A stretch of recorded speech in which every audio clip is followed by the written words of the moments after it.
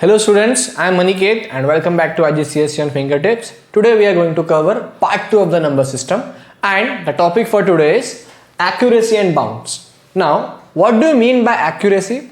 Accuracy generally tells you how close a value is to its exact value, right? It's like rounding off a number. For example, if I say length of a racetrack is 200.1 meter, right? Now here I am not really concerned with this 0.1 meter. So what do I say? I say that the length of racetrack is 200 meter. This is an example of rounding off, right? Or an example of accuracy. Now we do this in our day-to-day life. We generally round off numbers up to 1 decimal place or 2 decimal place or even one significant figure, 2 sig fig, 3 sig fig, so on. I have taken a small example for you for better understanding. Let's say there is a town and town has a population of 1,272,390. So I want to round this population to nearest hundreds. Now nearest 100 means I am supposed to look at the tens place. So this is my units place, tens place, hundreds, thousands. So nearest 100 means I am going to look at the tens place. Now my tens place is 9. So if the value is greater than or equals to 5, then we add plus 1 to the previous value. Else we keep the previous value same and rest all the digits will become 0. So now as 9 is greater than 5, so the answer is going to be 1,272,400. Similarly, we can round it off up to nearest thousands. So for nearest thousand, we'll look at the hundreds place. Now as you can see, 100 place is 3, which is less than 5. So we are not going to add 1 here and the digits followed by this will become 0. So the answer is going to be this. 1,272,000. In the same way, you can also round it up to 10,000 or 1 decimal place or 2 decimal place, right? Or 1 sig fig, 2 sig fig. But I am not going to cover those as you have already covered those in your lower grades. Now we are moving to the second part of the topic, which is bounds. Now what do you mean by bounds? Right? So let's take an example. Let's say I want to measure this pen. I want to measure the length of this pen. So in order to measure the length of this pen, what I am doing? I am taking a scale. Now this scale can measure the length or is measuring the length in centimeters. Now as you can see, between any two numbers there are 10 divisions. Right? Between 6 to 7 there are 10 divisions. It means this scale can measure exactly up to 6.1 or 6.2 or 6.3. Means this can measure exactly only up to 1 decimal place or 1 dp. But what if my length of the scale is lying between 6.1 and 6.2? Then what do you do? See, let's say I am measuring this scale here.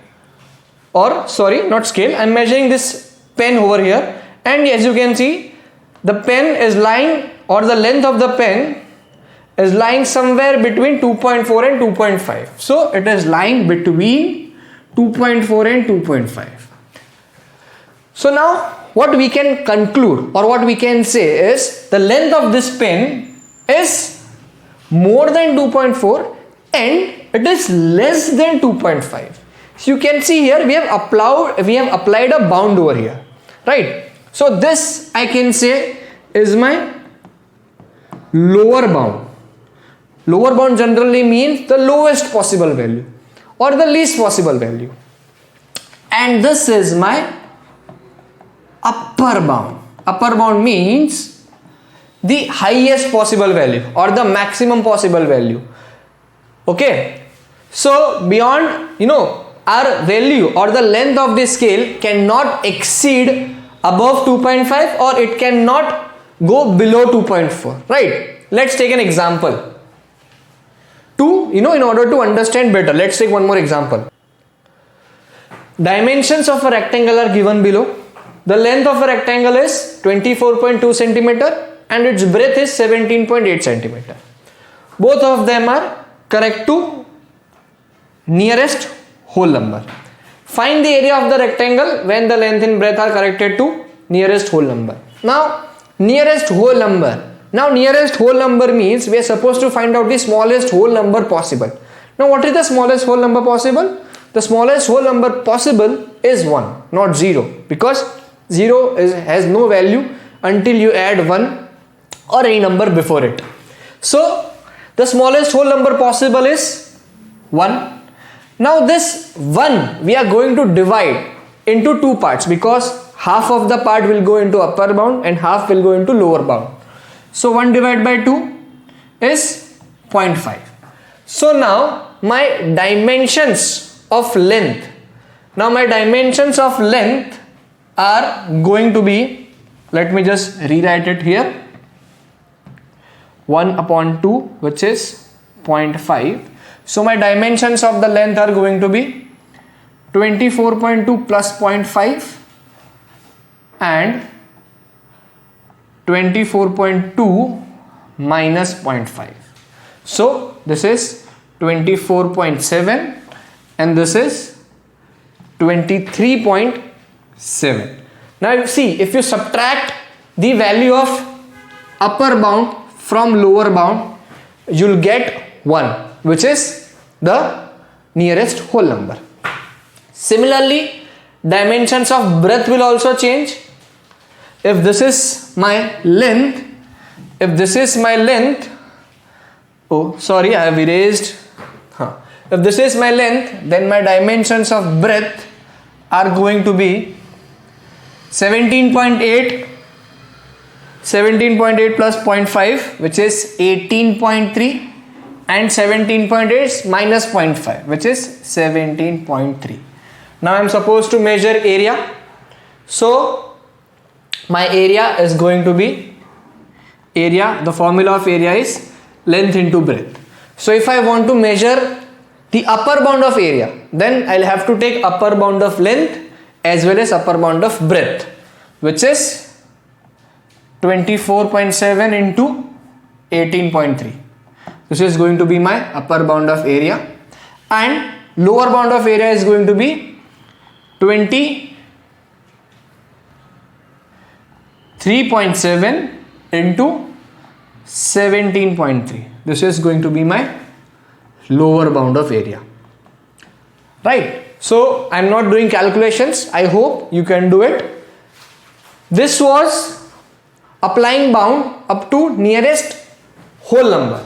Now let's apply bound to nearest 1 decimal point or nearest 1 dp.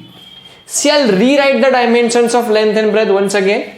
The dimension of length and breadth. Length is 24.2 and breadth is 17.8. 24.2 centimeter and 17.8 centimeter.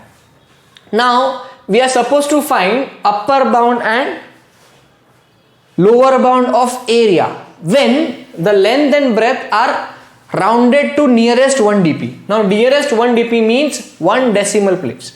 Now what is the smallest value of 1 dp? The smallest value possible of 1 dp is 0.1.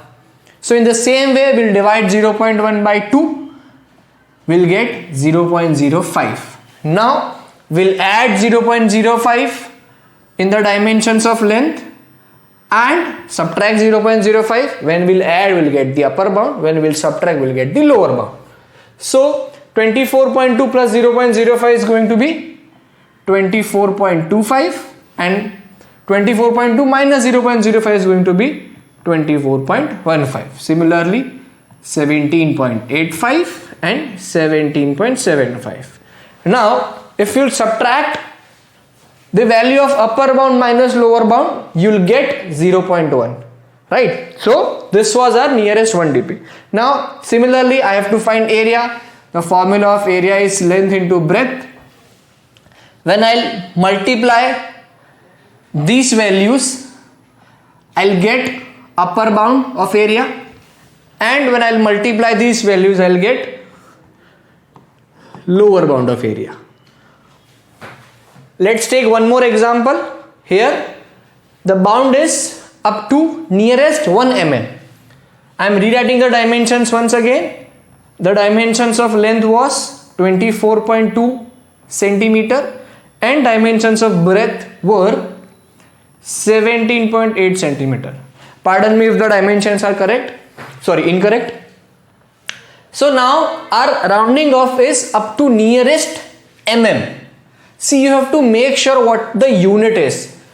In the question, the unit of length and breadth given to us are in centimeter. But here in the question, the unit given to us or the rounding given to us or the bounds given to us is in mm. So nearest mm. In fact, they can even ask up to nearest 10 mm or nearest 5 mm.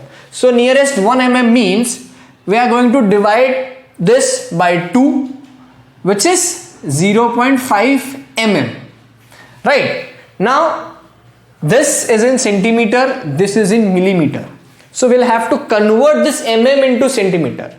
And you know guys that 1 centimeter is 10 mm. Therefore 0.5 mm is nothing but 0.05 centimeter. They could have even asked about of nearest 10 mm.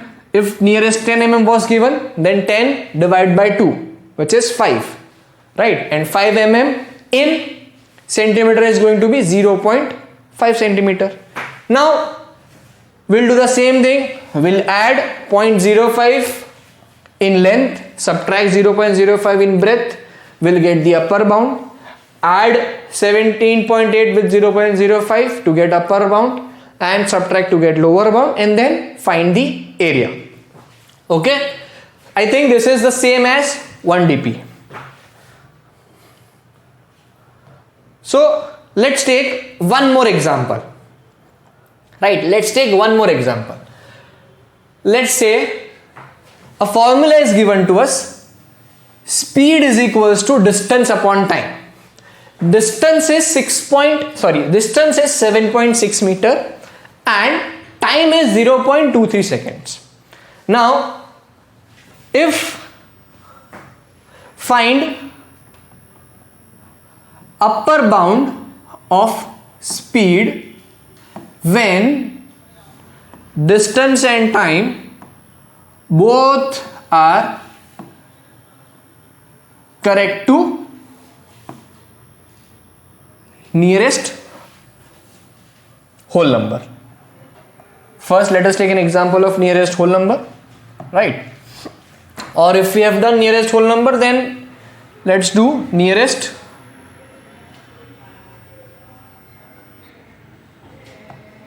or correct to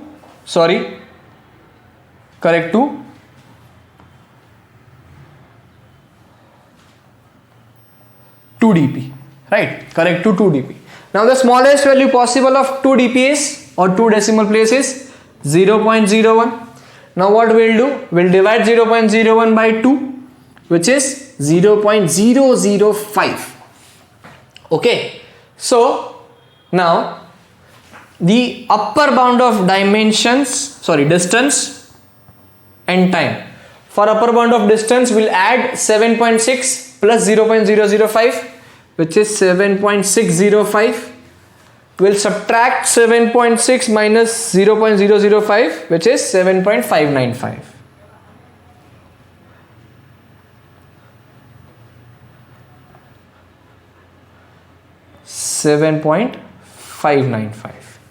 We'll add 0.005 to 23. This is time 235 and speed is going to be 0.225.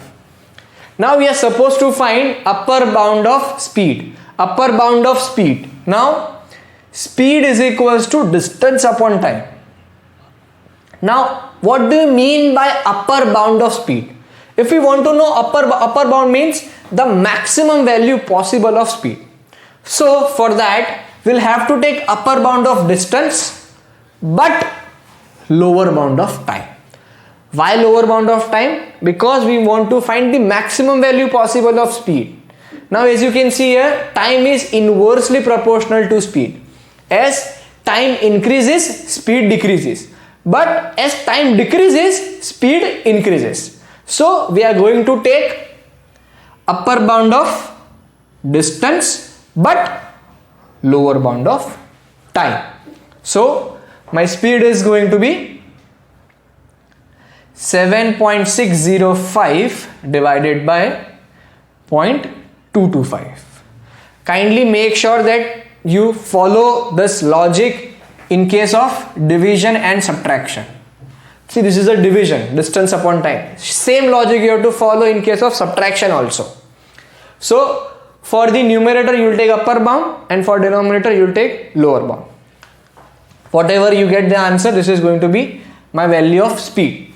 You can do this. If they had asked lower bound of speed, then we would have taken lower bound of distance and upper bound of speed. So for denominator we will take opposite of what has been asked. Let us take one more example of rounding off. I hope you have understood it. Let us take one more example of rounding off. But here we are rounding off up to using significant figures, right? So now I am going to find out